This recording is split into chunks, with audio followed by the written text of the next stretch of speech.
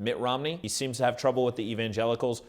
What are you making of his troubles in the South? Well, I make of his trouble, I'm going to riff off of a quote that he said, and I think he's got some lumpy grits to handle. In other words, he's got a problem, and the problem is that evangelical voters really don't know what to do with a Mormon.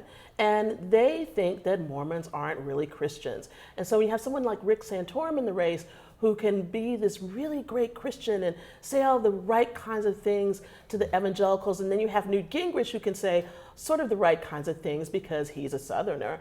I think Mitt Romney's going to have a real problem. Eventually, we assume he might get the nomination.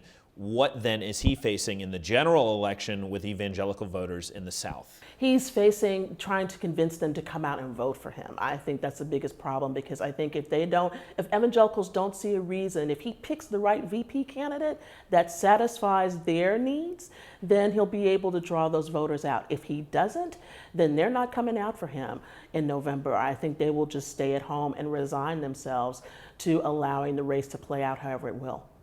What kind of VP candidate would he have to bring? I mean, would he go for a woman? Would he go for someone very much, having a vocal, religious voice? Mm-hmm. Well, I actually think Santorum's actually playing for VP right now. Okay. Whether he'll get it or not is another question. So I think he has to have somebody who has a vocal voice, who is very much palatable to evangelicals. Will he go for a woman? I'm not sure. I'm wondering because of 2008 and McCain's choice whether he'll do that or not. But that might not be a bad way to go, except for the fact that I think that there are men who are stronger right now in terms of appealing to evangelicals than, say, some of the Republican women are right now. So I think he has a real issue to kind of face. Once he gets the nod, who does he pick for the VP? And that's going to be the strongest, the toughest decision he has to make.